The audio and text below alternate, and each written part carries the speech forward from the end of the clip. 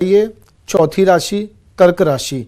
गणेश जी कहे छे कर्क राशिना जातको तमारुं जे करियरनुं ग्राफ छे, तमारुं जे व्यापारनुं ग्राफ छे, जेमां अप डाउन चालतुं हतुं, झिगझेग जेवुं चालतुं हतुं, तो ए हवे स्टेबल जोवा मळशे। एटले के ज्यारे पण माणसने आगळ वधवुं होय तो स्टेबिलिटी बहु ज इम्पोर्टન્ટ छे, जेने आपणे कहीए स्थिरता। तो ए स्थिरता तमने जोवा मळशे। ज्यारे स्थिरता आवी जाय त्यारे तमारुं 100% ग्रोथ थाय ज, तरक्की थाय ज। એટલે કે આ નવા વર્ષમાં તમારી તરક્કી 100% થવાની છે। વેપાર અને કારકિર્દી સારી રહેશે। 2025માં તમારી આર્થિક સ્થિતિ છે એ સામાન્ય રહેશે। તમારું જે ડેડ ઇન્વેસ્ટમેન્ટ હતું, જ્યાં તમે રોકાણ કરી દીધેલું, જેનું તમને રિટર્ન સારું નહોતું મળતું, તો એ રિટર્ન તમને સારું મળી શકે છે। તમે જો સારા ઇન્વેસ્ટર છો, શેર બજારમાં રોકાણ કરી રહ્યા છો, જે શેર્સ તમને સારા રિટર્ન નહોતા આપતા, અથવા તો તમે એમ કહી શકો છો કે જ્યાં તમને નુકસાન આવતું હતું, તે નુકસાન પણ રિકવર થશે। એટલે કે આર્થિક સ્થિતિ સામાન્ય થશે અને ધીમે ધીમે સપ્ટેમ્બરથી લઈને ડિસેમ્બર સુધીમાં મજબૂત થતી દેખાશે। તમારે કમાણી વધારવા પર વધુ ધ્યાન આપવું જોઈએ। કર્ક રાશિના જાતકો વેપારમાં તમે બહુ જ સારી રીતે પ્રદર્શન કરશો। જે લોકો પબ્લિક લાઈફથી જોડાયેલા છે, જે લોકો ગવર્મેન્ટ સેક્ટરથી જોડાયેલા છે, જે લોકો સરકાર સાથે કામ કરી રહ્યા છે, ટેન્ડર્સ લઈ રહ્યા છે, પ્રોજેક્ટ્સ લઈ રહ્યા છે, એ લોકોને થોડુંક ધ્યાન રાખવાની જરૂર છે।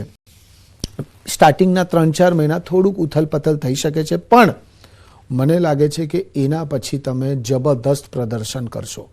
પ્રોપર્ટીમાં રોકાણ કરવાથી તમને સારો ફાયદો મળી શકે છે। તમારું સપનું હતું, તમારું સપનું શું હતું? પોતાનું નવું ઘર બનાવવાનું, પોતાની ગાડી લેવાની। તો એ સપનું પણ આ 4 થી 5 મહિનામાં તમે પૂર્ણ કરી શકો છો। તમે પ્રોપર્ટી તમારી બુક કરી શકો છો અને તમે તમારું જે ધ્યેય હતું, તમારું જે ટાર્ગેટ હતું, એ તમે સારી રીતે અચીવ કરશો। કર્ક રાશિના જાતકો નવું વર્ષ આપણા માટે બહુ જ લાભદાયક રહેશે, પણ એટલું ધ્યાન રાખજો કોઈના ઉપર વધારે ભરોસો ના કરતા। જો તમે ભરોસો કરશો તો તમારો ભરોસો પાછો તૂટી શકે છે। પોતાના ઉપર વિશ્વાસ રાખીને જો તમે કાર્ય કરશો તો તમને આગળ વધતા કોઈ નહીં રોકી શકે। અને સ્ટાર્ટઅપ કરવાનું વિચાર કરી રહ્યા છો તો ઇન્ડિપેન્ડન્ટલી કરજો। ભાગીદારીમાં કોઈ પણ વ્યવસાય ના કરતા, સિંગલ હેન્ડેડલી, એટલે પોતે જ કરજો।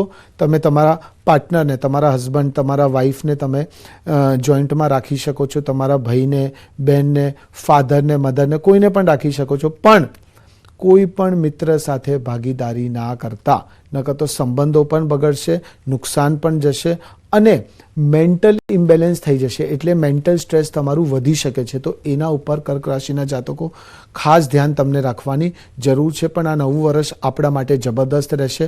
બિંદાસ થઈ જાઓ અને પોઝિટિવલી આગળ વધો। હવે આપણે આવીએ 5મી રાશિ, સિંહ રાશિ। ગણેશજી કહે છે સિંહ રાશિના જાતકો સૌથી ઇમ્પોર્ટન્ટ આપણા માટે એક જ સલાહ છે, કોઈ પણ કાર્ય કરી રહ્યા છો, કોઈ પણ કાર્ય કરવાનું વિચાર કરી રહ્યા છો, તો પહેલાંથી કોઈને પણ ચર્ચા ના કરતા, કોઈને પણ ડિસ્ક્લોઝ ના કરતા। જો પહેલાંથી ચર્ચા કરી દેશો તો તમારા કાર્યો અટકી શકે છે। એટલે આનું તમને ખાસ ધ્યાન રાખવાનું રહેશે।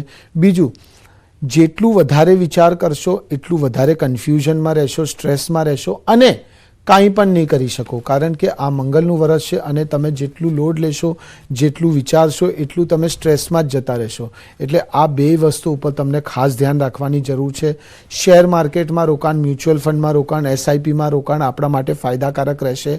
જે વિદ્યાર્થીઓ ઉચ્ચ અભ્યાસ માટે બીજા રાજ્યમાં કે બીજા દેશમાં, એટલે કે વિદેશ જઈને ભણવાનું વિચાર કરી રહ્યા છે, તો એ લોકોનું સપનું પણ પૂર્ણ થઈ શકે છે। એજ્યુકેશન લોન ઇસ્યુઝ આવતા હતા, વિઝા ઇસ્યુઝ આવતા હતા, પેપર વર્ક ઇસ્યુઝ આવતા હતા, અથવા તો તમને જ્યાં એડમિશન જોઈએ છે એ સારી યુનિવર્સિટીમાં એડમિશન નહોતું મળતું, તો એ સારી યુનિવર્સિટીમાં તમને એડમિશન મળી શકે છે। જે વિદ્યાર્થીઓ કોમ્પિટિટિવ એક્ઝામ્સની પ્રિપેરેશન કરી રહ્યા છે, ગવર્મેન્ટ એક્ઝામ્સની પ્રિપેરેશન કરી રહ્યા છે, પણ તમને સફળતા નહોતી મળતી, તમારું રિઝલ્ટ 2 માર્કથી 10 માર્કથી નાના માર્ક્સથી રહી જતું હતું, તો એ પણ હવે આ નવા વર્ષમાં શક્ય છે કે તમે એ એક્ઝામ સારી રીતે ક્લિયર કરો અને તમને સારી ઓપોર્ચ્યુનિટીઝ મળે। એટલે એ બધું શક્ય છે, પણ તમને એની પાછળ પડી જવું પડશે। કરિયરની દ્રષ્ટિએ બહુ જ ઘણું સારું વર્ષ રહેવાનું છે। તમે કોઈ મોટી સિદ્ધિ પણ મેળવી શકશો। બીજું, વૈવાહિક જીવનમાં જે મનમુટાવ ચાલી રહ્યા હતા, જે ડિસ્પ્યુટ્સ ચાલી રહ્યા હતા, ઝઘડાઓ ચાલી રહ્યા હતા, એનો હવે અંત આવશે. વાત ડિવોર્સ સુધી પહોંચી ગયેલી તો કદાચ પાછું બની જશે તમારા પાર્ટનર સાથે તમારું. એટલે કે આપસી પ્રેમ વધશે, બોન્ડિંગ વધશે અને એમ કહી શકો છો એક જ શબ્દોમાં કે આ નવું વર્ષ કમ્યુનિકેશનવાળું વર્ષ છે, આ નવું વર્ષ ગ્રોથવાળું વર્ષ છે. જ્યાં પણ મનમુટાવ ચાલી રહ્યું હતું, જ્યાં પણ ઝઘડાઓ ચાલી રહ્યા હતા, બિઝનેસ પાર્ટનર સાથે ઝઘડાઓ ચાલી રહ્યા હતા, તો કમ્યુનિકેશન એટલે તમારી એક પહેલ ખરેખર સંબંધોને સુધારશે અને આ નવા વર્ષમાં તમને એ બધું મળી શકે છે જે તમે કદાચ ધાર્યું પણ નહીં હોય. પણ આળસનો ત્યાગ કરો અને એક્ટિવ થઈ જવાની તમને જરૂર છે. આ નવું વર્ષ આપણને ઘણું બધું આપીને જવાનું છે. ખાલી પોઝિટિવલી એની પાછળ પડી જાઓ, પછી તમે જુઓ કે તમને શું શું મળે છે. એન્જોય કરો આ નવું વર્ષ. હવે આપણે આવીએ છઠ્ઠી રાશિ, કન્યા રાશિ. ગણેશજી કહે છે કન્યા રાશિના જાતકો, માર્ચ પછીનો જે સમય છે એ તમને શનિ ઘણું બધું આપીને જવાનું છે. તમારું સપનું પૂર્ણ થશે. તમે પોતાનું ઘર બનાવવાનું વિચાર કરી રહ્યા હતા, પ્રોપર્ટી ખરીદવાનું વિચાર કરી રહેલા, તો એ સપનું પણ પૂર્ણ થશે માર્ચ પછી. બીજું, વેપારમાં તમને નુકસાન જતું હતું તો ધીમે ધીમે તમારા ક્લાયન્ટ્સ પાછા આવશે. એટલે કે તમારું જે નુકસાન છે એ રિકવર થશે. પરિવારમાં શુભ પ્રસંગ રહેશે. એટલે કે તમારા પરિવારમાં કોઈના લગ્ન નહોતા થતા તો એ લગ્ન થઈ શકે છે, તારીખો નીકળી શકે છે. મહેનતના આધારે આ નવા વર્ષમાં તમને તમારી કારકિર્દીમાં સારી સફળતા જોવા મળશે. જે લોકો ઇમ્પોર્ટ એક્સપોર્ટનું વ્યાપાર કરી રહ્યા છે, જે લોકો ફેશન ઇન્ડસ્ટ્રી સાથે જોડાયેલા છે, જે લોકો મીડિયા ઇન્ડસ્ટ્રી સાથે જોડાયેલા છે, જે લોકો કન્સલ્ટન્ટ્સ છે, જે લોકો ટ્રેડર્સ છે, જે લોકો લિક્વિડ પ્રોડક્ટ્સનો વ્યાપાર કરી રહ્યા છે, જે લોકો ફૂડ પ્રોડક્ટ્સનો વ્યાપાર કરી રહ્યા છે, જે લોકો કપડાનો વ્યાપાર કરી રહ્યા છે, એ લોકો માટે પણ આ વર્ષ સારું રહેશે. પણ જે કાંઈ પણ ડિસિશન લો, ઉતાવળમાં ના લેતા, જલ્દબાજીમાં ના લેતા. ઉતાવળમાં લીધેલા નિર્ણયો તમને નુકસાનકારક સાબિત થઈ શકે છે. જો તમે ઇન્વેસ્ટર્સ છો તો એક્સપર્ટ્સની સલાહ લઈને તમે ઇન્વેસ્ટ કરશો. પોતાની ના ચલાવતા એક્સપર્ટ્સની સલાહ લઈને તમે ઇન્વેસ્ટ કરશો તો તમને ખરેખર સારો નફો મળી શકે છે. જ્યાં તમારું કંઈક સ્ટ્રેસ ચાલતું હતું, પ્રોપર્ટીનું સ્ટ્રેસ, ઘરનું સ્ટ્રેસ, ઘરમાં સ્ટ્રેસ, કોઈ પણ પ્રકારનું સ્ટ્રેસ, કન્ફ્યુઝન કે જેના લીધે તમે તણાવમાં હતા, એ તણાવ પણ હવે 3 મહિના પછી ધીમે ધીમે તમને દૂર થતું દેખાશે. કન્યા રાશિના જાતકો, તમે ઘણું બધું કરી શકો છો, પણ તમારા માટે એક જ શબ્દ છે કે એક પહેલ કરો, એક વસ્તુ કરી નાખો, એની પાછળ પડી જાઓ. અમુક પડકારોનો સામનો તમને કરવો પડી શકે છે, પણ એનાથી તમે જે શીખશો એ જબરદસ્ત રહેશે.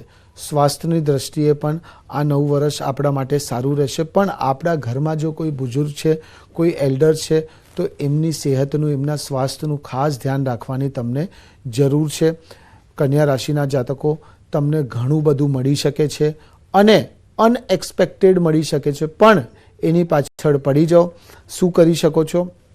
શનિવારના દિવસે શનિદેવના મંદિરે જઈને સરસોનો તેલ અને કાળા તલ શનિદેવને અર્પણ કરો અને એ દિવસે કાલી વસ્તુઓનું દાન કરો. જો તમારા કાલા કપડાં જે જૂના થઈ ગયા, જે તમે કદાચ યુઝ ના કરતા, તો એનું પણ તમે ડોનેશન કરી શકો છો. એનાથી શનિદેવજીની કૃપા આપણા ઉપર રહેશે. અને બીજું, તમે હનુમાનજીની પૂજા અર્ચના કરી શકો છો. હનુમાનજીનો મંત્ર તમે કરી શકો છો. એ મંત્ર છે ઓમ હનુમંતાય રામદૂતાય નમઃ.